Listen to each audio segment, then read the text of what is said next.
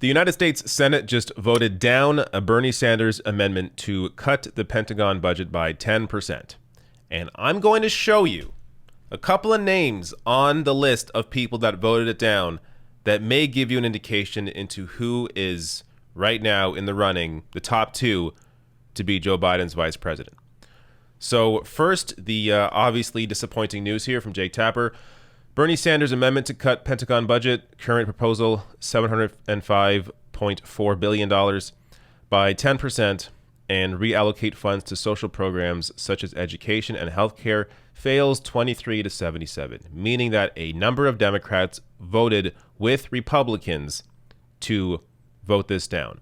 And actually, let me give you some context here on how little 10% actually is. So Emma Vigeland tweets out here, a 10% cut would have kept the budget even higher than what it was when Trump entered office. So Bernie's amendment here isn't even all that good.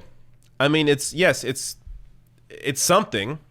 It's a cut to the budget, but in terms of where it should be, they should have asked, or Bernie assuming, I guess maybe that if it was at 10%, he would have been able to get the votes.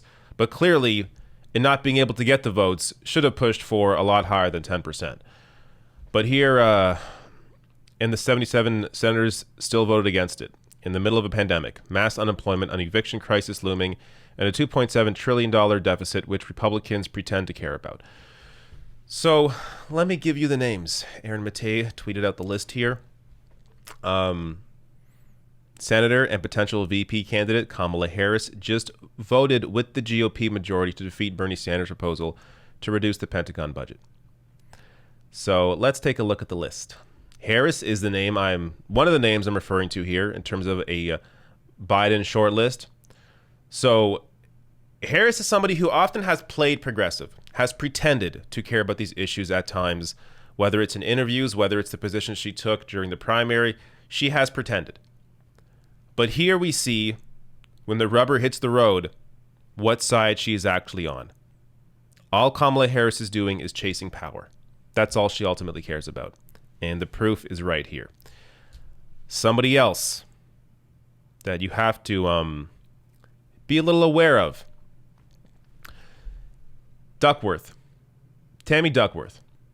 Somebody else who apparently, from rumors, is also in the running to be Biden's vice president, and is also somebody that you might think at times could be a little more progressive minded.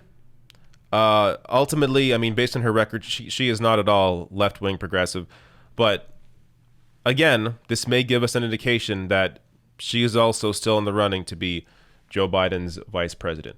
A name that is not on the nay list, but actually voted with the amendment, Elizabeth Warren.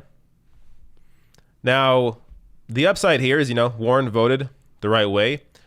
The potential downside is out of everybody on Biden's list, which was not at all a great list. There was no Nina Turner, no Barbara Lee. But out of the people that were on the potential list, Warren is somebody that, yes, is impossible to trust based on her track record, based on what she's done for the past couple of years. But if she were to run, or if she were to be the vice president, could potentially have been the president in 4 years, assuming Biden doesn't run in 4 years, which is a pretty good assumption, considering Biden himself has discussed how he is more of a vessel for the future as opposed to being someone who's going to be around in that position for 8 years. So knowing that, Warren is potentially more susceptible to movement pressure than the other people on the list are. But seeing her vote here for the amendment and Harris vote against it actually makes me consider that Warren's off the list. And it's come down to Harris may already be the VP and just hasn't been announced yet. But it may have come down to Harris and Duckworth. So we're going to see if this meant anything at all. But I think this is notable. I think it's worth pointing out here because, Duckworth, you could say maybe would have voted against this anyways as a veteran. But Harris is somebody who has played pretend enough that a vote like this I would actually have expected her knowing that it was going to not pass anyways, I would have expected her to be in the yays here. But she wasn't.